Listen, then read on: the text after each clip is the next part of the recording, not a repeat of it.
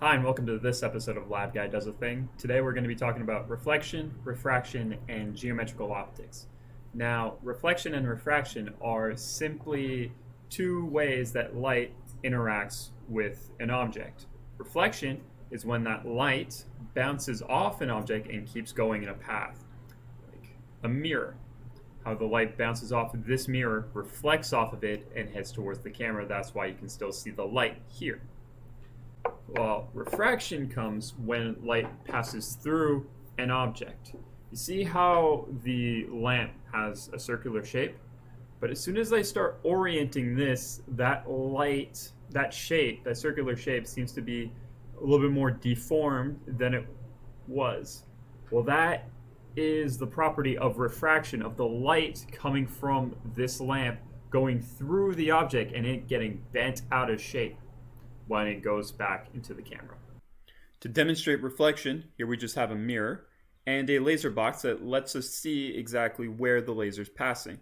Well, if we just put it at the incident, the laser just bounces back in the same direction. But as soon as we change the angle, you notice that the reflection angle remains the same for whichever angle that the laser goes into that. Like right now it's at 40 degrees compared to the incidence, and we notice that it bounces back at 40 degrees. We put it at 60 here, well, it bounces back at 60 degrees. So no matter what angle that we put in for reflection, it will always reflect at that same angle. For refraction, let's say we put a pencil into water. And notice how the pencil seems to bend in the water as we insert it more and more at an angle. Well, the pencil isn't actually bending. That bend is caused by the refraction of light coming from water into air. As we put it back, it seems straight. So it all depends on the angle and the index of refraction change. To show this a little bit better, here's our laser beams going through an acrylic brick. And notice how when I change the angle of the acrylic brick, the light comes in at a different angle and then it bends down towards it. And that bend, when it goes from air into the acrylic brick, follows Snell's law because of the change of refraction index between the acrylic brick and the air. One extra fact about the index of refraction is that it depends on the color of the light. Well, white light is just a combination of all different kinds of colors. If we put a prism there, the refraction from the prism will go at different angles depending on the color of the light. So this is how we get the rainbow that we see here, and thus we can get Pink Floyd's Dark Side of the Moon. If we take a look at the laser going through the acrylic triangle and out into the air, we see that if we keep increasing the angle, that outgoing beam gets closer and closer to the acrylic triangle until eventually it matches and stays inside it. Well, that's what we call total internal reflection, where if we would do Snell's law with that, the angle of the outgoing beam would be 90 degrees or higher, meaning that the beam stays entirely within the higher index of refraction material, in this case, the acrylic triangle. Let's show another example. Let's say we just have a green laser, and the green laser just goes in a straight line like so. But if we were to shine it inside this tube, the total internal reflection would keep the beam inside it and make it follow that path. If we put it outside, it just goes in a straight line. But as soon as we shine it inside, it follows the path because of the total internal reflection. So if we were to put light through this acrylic brick, we saw it go in at an angle, get refracted at a different angle, but then come back out at the same angle that it came in. But these are all with straight edges. What happens if we have something like that, which has more curved edges? Well, those are what we call lenses, where the light passing through it will come out at different angles, creating all sorts of visual images. For example, if we shine light towards this type of lens, we see that the light beams converge, and that's why we call it a converging lens. Those beams of light converge onto a single point. And that point is what we call the focal point, which is going to be important for when we're going to be making images with these lenses. And the distance between that focal point and the lens is what we call the focal length. However, if we shine light towards this type of lens, we see that the light beams diverge and spread out into different directions. And that's why we call it a diverging lens. Now, it might seem that there's no focal point or focal length attributed to a diverging lens, but if we trace those lines back, we actually see that they do focus. It just happens to be behind the lens. So it still has a focal point and a focal length, even though we don't see it. It also doesn't matter which direction the light comes into these lenses. For example, here's an asymmetric lens, and you notice that no matter which orientation I have it, either is going from the flat edge or the curve edge, it always acts like a diverging mirror, and it has the same divergence. With those lenses and knowing how they can converge or diverge light, we can form images of certain objects with those lenses. Now here I have an object which is just the number 4 being lit up, and that light is going through a lens right here, and hopefully we can ping up the image of that 4 on this screen here.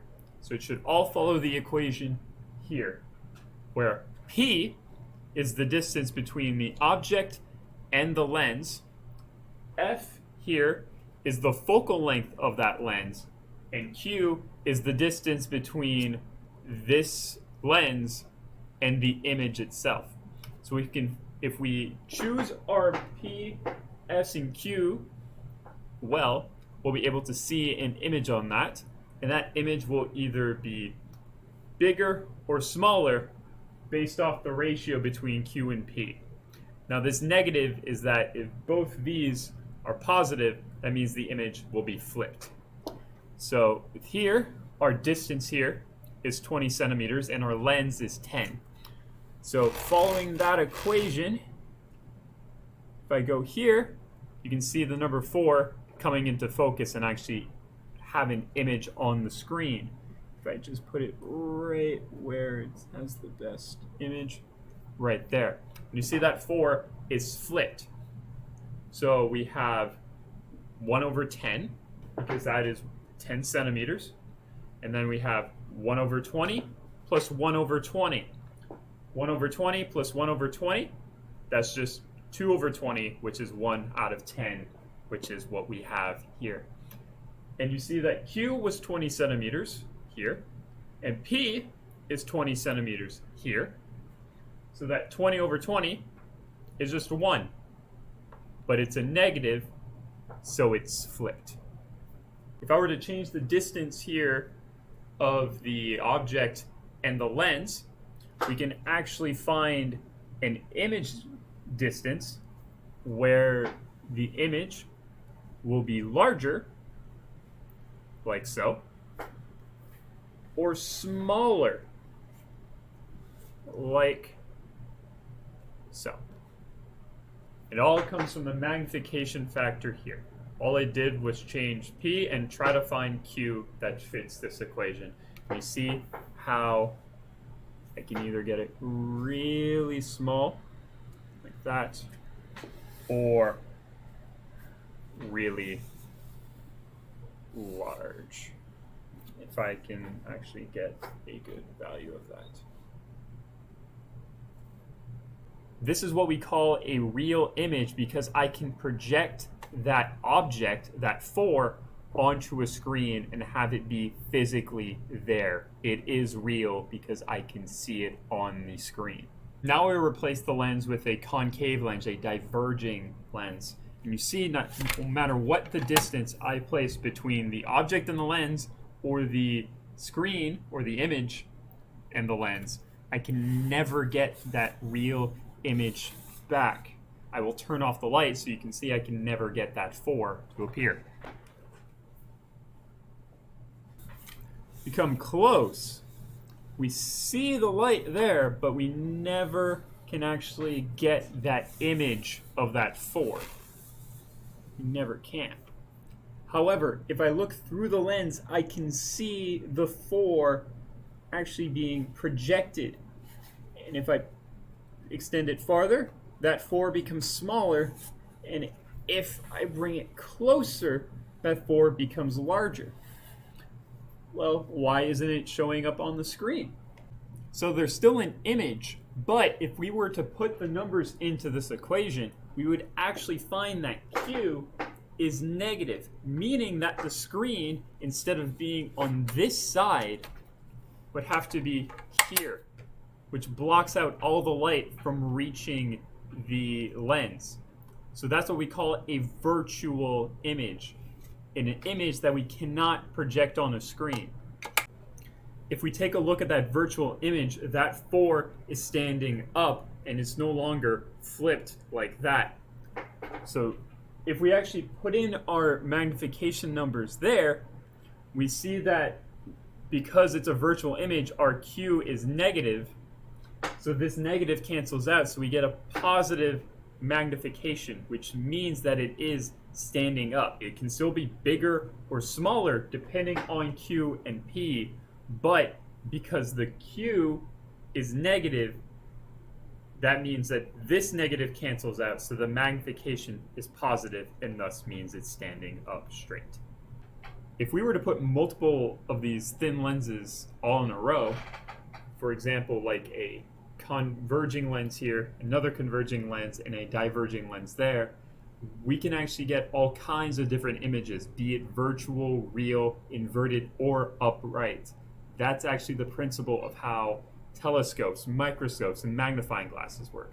For example, if I were to put the screen here after the one converging lens, we get that inverted one-to-one magnification image of that 4 we would get. And it's on the screen, so we know it's a real image. But if I were to put it over here, and I'm going to turn the light off in a bit so you'll be able to see it, but you will see that the 4 here is not only a little bit larger, so it has some magnification on it, but it is also upright and it's being projected on the screen, so it is a real image. So yeah, that is reflection, refraction, thin lenses, and images. And that is also the last thing that we will see in the upgrading class. So have a good exam and a good winter break. Have a good one.